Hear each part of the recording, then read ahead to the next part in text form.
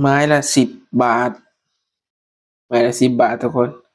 ถ้าตีเป็นเงินลาวเขาก็สิประมาณ6,000 กีบเนาะ6,000 กีบนี่ปลาดุกตัวนี้20 บาททุกคน20 บาทถ้าตีเป็นเงินลาวก็สิประมาณ12,000 กีบเนาะหรือว่า12,000 กีบบ้านเฮาเอิ้นเนาะทุกคนเนาะก็สิประมาณนี้เนาะปลาดุกตัวละ12,000 กีบเขาห่อ5 บาททุกคนเอาห่อ5 บาทถ้าตีเป็นเงินดาวก็สิประมาณ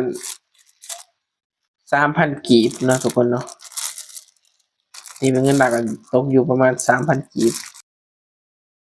นี่เนาะอาหารเช้าของคอดาวที่มาเฮ็ดงานอยู่ไทยเนาะทุกคนเนาะก็สิเป็นประมาณนี้แหละ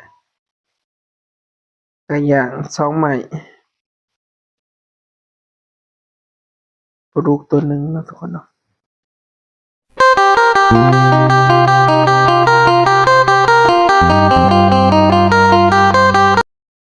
สวัสดีครับสบายดีทุกคนยินดีต้อนรับทุกคนเข้าสู่ช่องสไตล์บ่าวดาวมีเงินอยู่60 บาทสิไปซื้ออิหยังกินได้ในตอนเช้าเนาะทุกคนเนาะไปเบิ่งนำกันเด้อมื้อนี้ก็เป็นมื้อวันอาทิตย์เนาะอาหารเช้าเราก็ต้องซื้อมากินตอนเช้านึงก็ว่าตอนเที่ยงมันมีข้าวฟรี1มื้ออยู่ในห้างเนาะทุกคนเนาะเรามีเงินอยู่60 บาทเราเลยสิไปซื้ออาหารเช้าบ่ฮู้ว่าสิได้กินหยังเนาะไปเบิ่งนำกันเลยทุกคนไปนี่บรรยากาศตอนเช้าทุกคนฝนตกเมื่อคืนนี้ตกเบิดคืน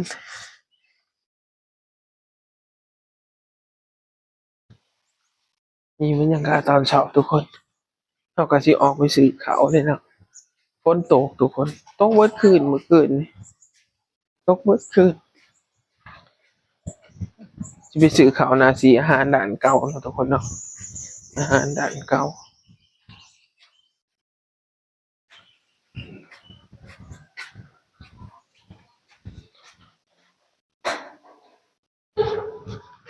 ถ่ายบรรยากาศให้ทุกคนเบิ่งตอนเช้า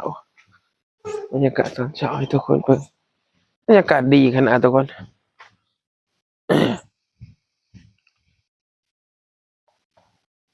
แรกๆว่าสิมาตั้งแต่เช้าพุ่นน่ะบัดนี้วันนี้อาบน้ำก่อนก็เลยมาช่วยแน่เนาะทุกคนเนาะนี่ทุกคนบรรยากาศตอนเช้าเห็นบ่มีกล้องใหม่พรมๆงามๆเห็นบ่ทุกคนบ้านเพิ่นนี่บ่มีขี้เหงื่อตามทางเลยเห็นบ่ถังขยะถูกหลังคาเรือนแล้วก็หลายคนมันเป็นแบบว่าหลายคนมีอันนั้นซอยกันหั่นนะ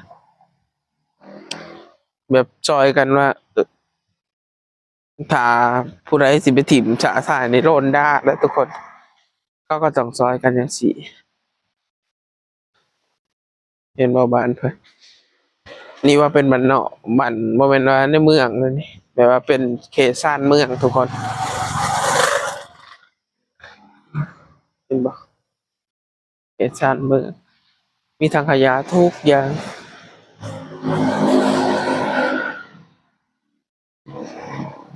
บ้านเฮายังพัฒนาบ่ทันฮอดบ่ทันถึงบ้านเขาดอกบ้านเฮายังบ่ทันได้พัฒนา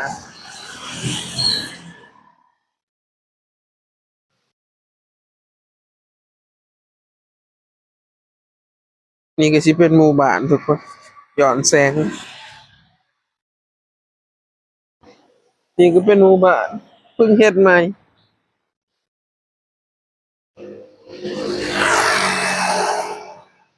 เฮ็ดเขาเฮ็ดน่ะยังบ่ทันฮอดปีปานใดซ้ำทุกคนแล้วเด้อนี่เพิ่นก็ย่างมาฮอดตลาดแล้ว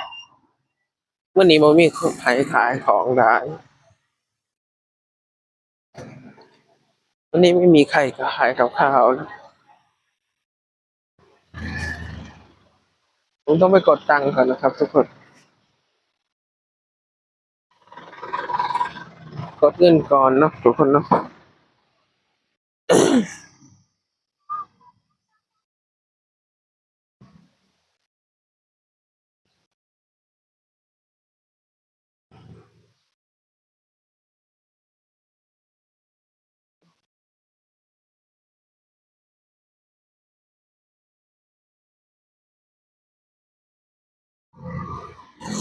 อาหารเช้าซื้ออาหารเช้ามาแล้วทุกคนนี่ปลาดุกย่างปลาดุกย่างกับข้าวเหนียววันนี้หมดไป60 บาทมื้อนี้หมดไป60 บาทประมาณ36,000บาทเท่านั้นทุกคนเนาะครับตีเป็นเงินดาวก็36,000 60 บาทเท่ากับ36,000ใช่ไหม39,000ทุกคน39,000ไม่ใช่36,00060 บาทก็เท่ากับ39,000นะครับทุกคนถ้าตีเป็นเงินดาวนะเป็นเงินกีบก็39,000นะครับทุกคนเท่ากับ60 บาทเพราะว่าเรทตอนนี้มันอยู่ที่1,000 บาทเท่ากับ670,000นะครับ670,000ประมาณนี้นะครับทุกคนนี่ทุกคนเวลาถ่ายไม่ย้อนแสงนี่สวยนะหมู่บ้านเขาเนี่ยเห็นไหมก็สวยเลยเริ่มต้น25 ล้านบาทไม่ใช่กีบ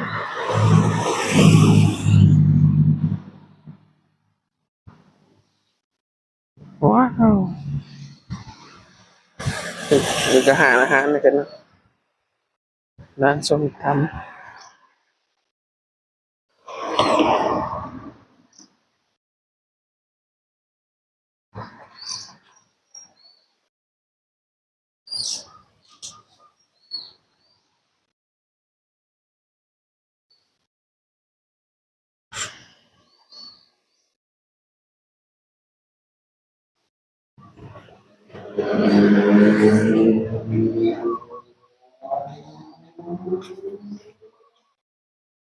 นี่บรรยากาศทุกคน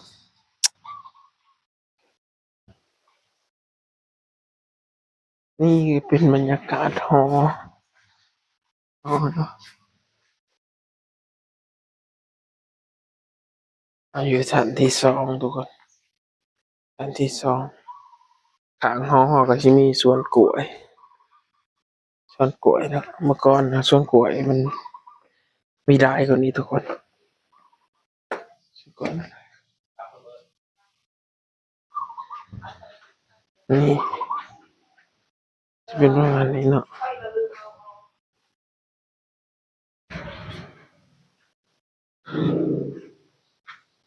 อากาศ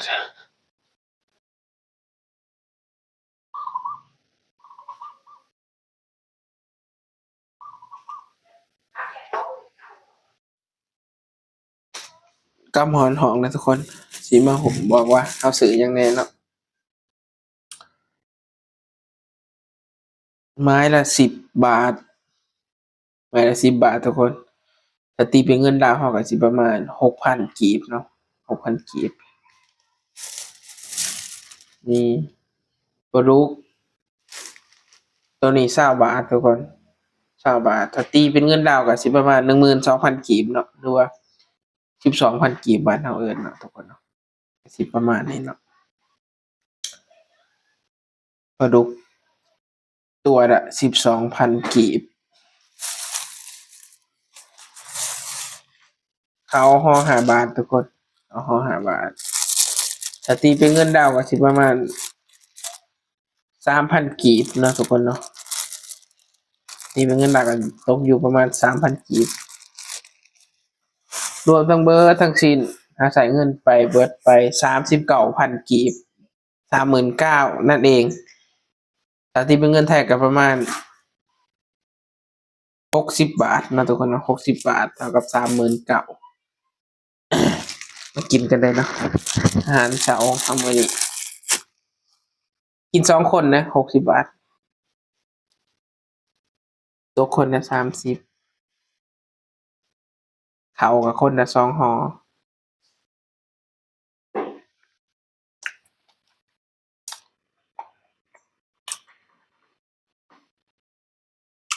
คิดเห็นสมัยก่อนเขาบายปลาดุก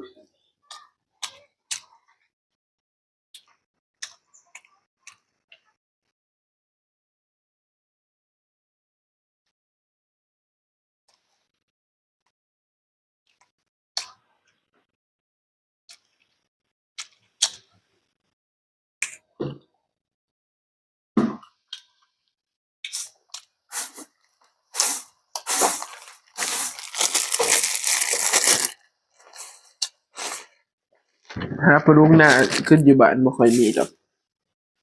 เขาบายปลาดุกสมัยยังหน่อยอีพ่ออีแม่ก็เฮ็ดให้แบบนี้แหละทุกคนนี่นี่ ประมาณนี้เนาะแล้วก็เอาจากนี้มานี่สมัยก่อนที่พ่ออีแม่บอกว่า กินข้าวหลายๆใส่ตอนน้อยเดียว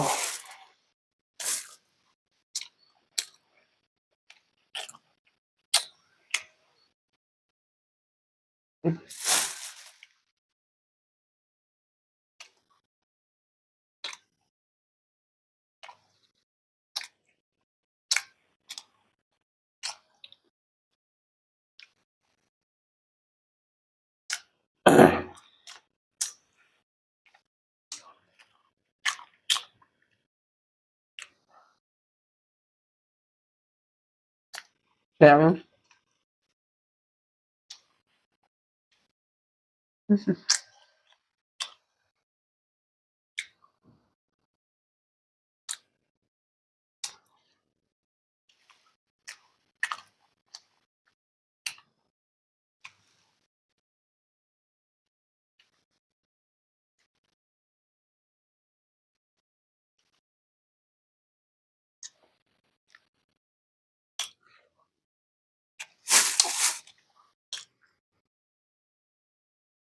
นี่เนาะอาหารเช้าของคอดาวที่มาเฮ็ดงานอยู่ไทยเนาะทุกคนเนาะก็สิเป็นประมาณนี้แหละไก่ย่าง2ไม้ปลาดุกตัวหนึ่งเนาะทุกคนเนาะตำนี้ก็อิ่มเลยทุกคนบ่ต้องมีอิหยังหลาย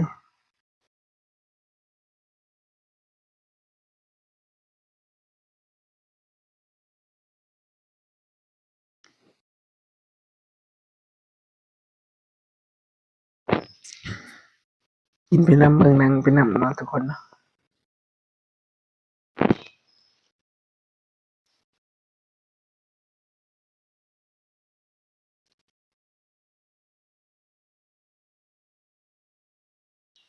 อาหารเช้า